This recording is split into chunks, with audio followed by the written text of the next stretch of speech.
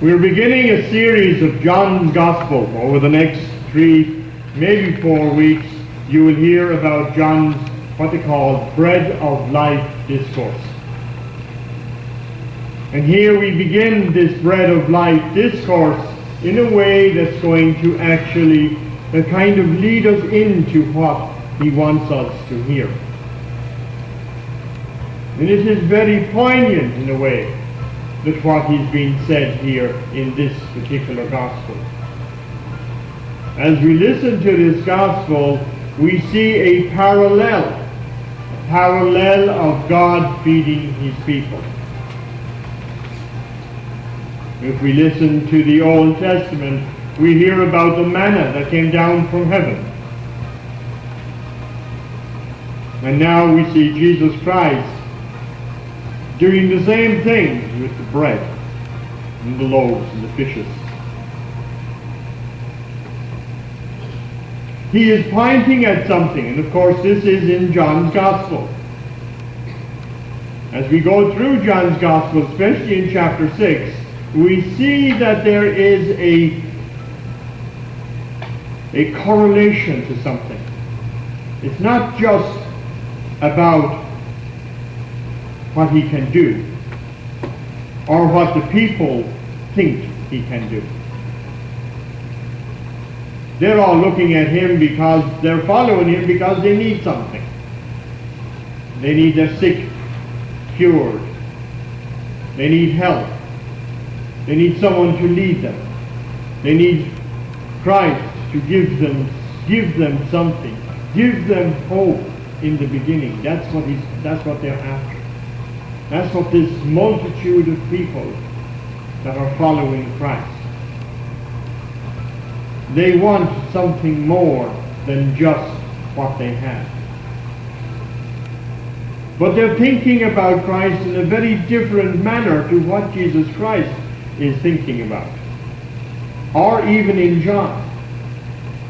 In John's Gospel, in this chapter, we're hearing something about Jesus Christ that is unique in its hearing. And that's making it a little bit different.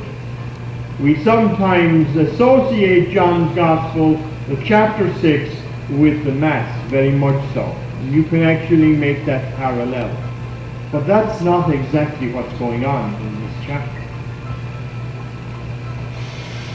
You got to remember something. When Jesus Christ was preaching, there was no Eucharist. And what he was saying was very different to what we have today in our understanding. We believe strongly, of course, that in the Eucharist it is Christ that is present here with us at this particular moment in time, and at every Mass that is said throughout the whole world. Of course, that is the end of that understanding. That is the fulfillment of who Jesus Christ is. I am with you always, even to the end of the age. But in John's Gospel, we're hearing something different. In the beginning of this Gospel, he relates us back to that of the Old Testament. And John does that quite often. Even in the very beginning of his own Gospel, the dialogue, or the prologue of the Gospel, he will actually bring us back to Genesis, that very formation of the Word of God. And if you look at this particular Gospel in many ways, you can see that John is going to direct us all the way back into the source, as he calls it. It is the source of everything. That's why John's Gospel is seen as such a strong Gospel. It's not just a repetition of what Jesus Christ can do. As we listen, we'll say, in the other Gospels, in the Synoptic Gospels, we see that they're talking in a kind of a repetition. You hear over and over again the great things that God has done. And of course, it gives us the testimony, in a way, of this man. Take this word and believe it. John's Gospel is not doing this. John's Gospel is not offering you a word to take and believe. He's offering you a word that is belief. Slight difference in the terminology. Because he wants you to understand something. And it is very paramount, and it is brilliantly done in chapter 6 of John's Gospel. What Jesus Christ says in John's Gospel, it's no wonder they wanted to kill him and put him on the cross. Because what he says, it completely goes against their thinking. It is radical without anything else being said. And as all he uses is the word I am in this gospel. And that, of course, again brings us back to the Old Testament. We all remember, of course, that lovely story where Moses goes up onto the mountain and he sees a burning bush. And the burning bush speaks to him. I know I'd be scared if the burning bush was speaking to me. But as he speaks to them, or speaks to Moses, he says, Moses asks him, he says, tell me, who am I to say told me to go and take them out of Egypt? And the bush says, tell him I am. Kind of a funny name, isn't it? I am. Now, if you look at the theology of that, we see that beginning to play out in today's gospel. God the Father, that's what he's saying. The I am is the Father. He's not talking about himself here. He's not talking that I am the Son of God, as he has said in the other Gospels. I am the Son of God.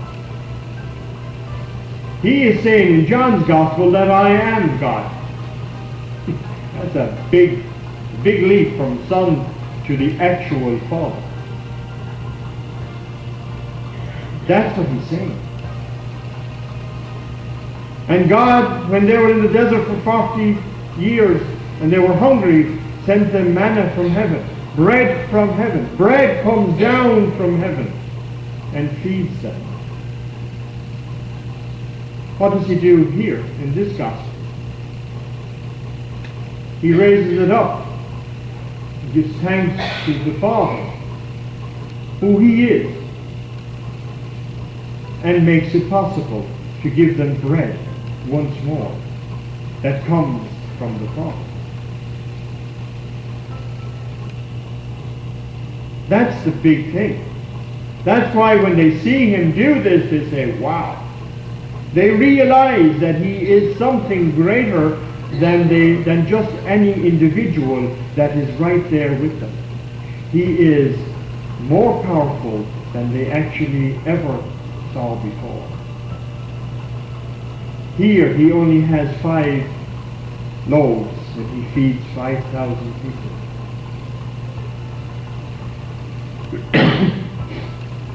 What a powerful person. Wouldn't he make a great king? Let's go carry him to Jerusalem.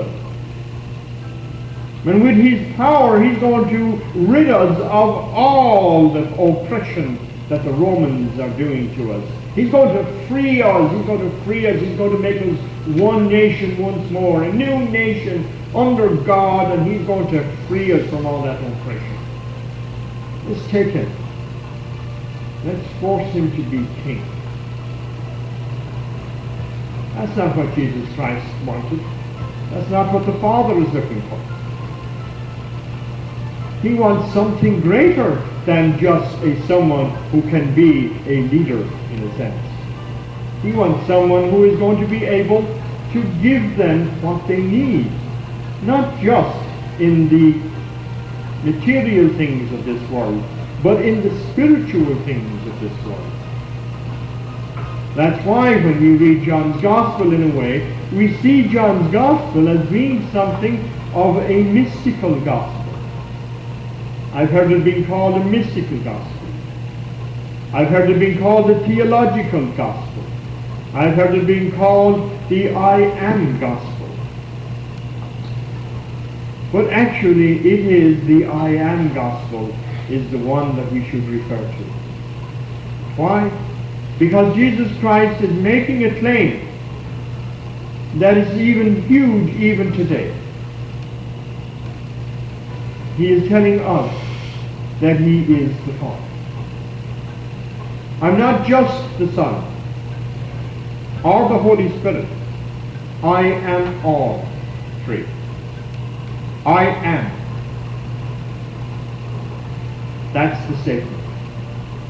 And in that statement, then, that's what makes this Eucharist so poignant to us today.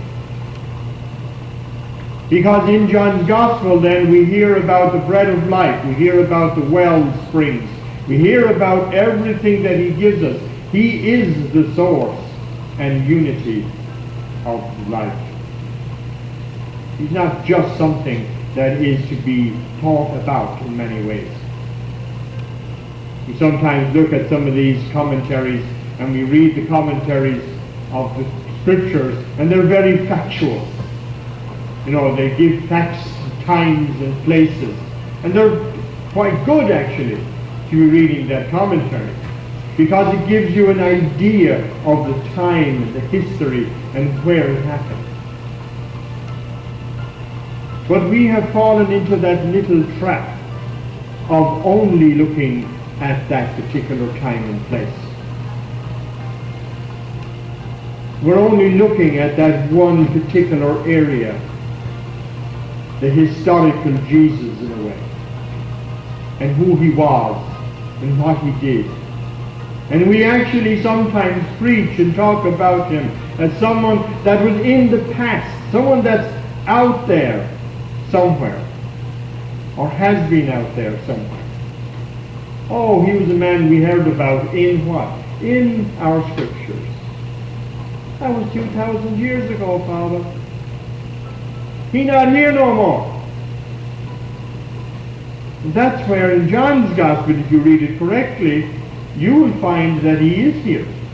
Right here and now. This very minute, this very moment, in your hearing in a way, Jesus Christ is here.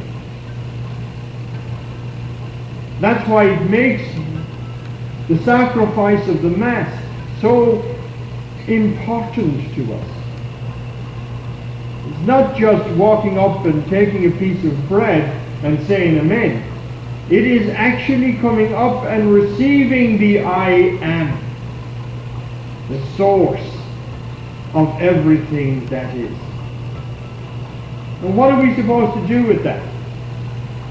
That is probably the greatest question that a lot of us have a problem with. What do we do with Jesus Christ when we receive him? Do we turn around and just keep him inside ourselves and hold on to him? Oh yes, I'm in love with Jesus Christ and I'm going to hold on to him. I'm not letting him go. Is that the right way to do it? If you read John's Gospel, no. Christ was never meant to be held on to. He even says that to Mary Magdalene. Don't hold on to me. I have not ascended to my Father. He uses that kind of terminology so that we may understand that we're not to hold on to Jesus Christ.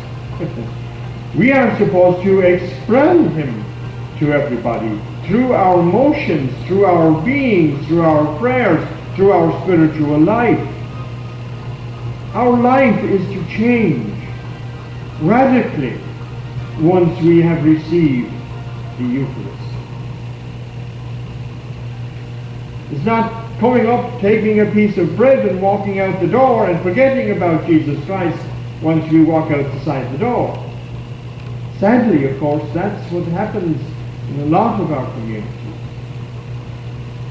Most of us do not have a deep sense of what it is we have received. And as you listen to these Gospels over the next few days, few weeks, Take time even during the next, while I'm gone. Doesn't mean just because Father Peter is gone now we don't have to do any work. No. Take up your readings. Read the scriptures over the next. I ask you to read those scriptures. Especially that discourse.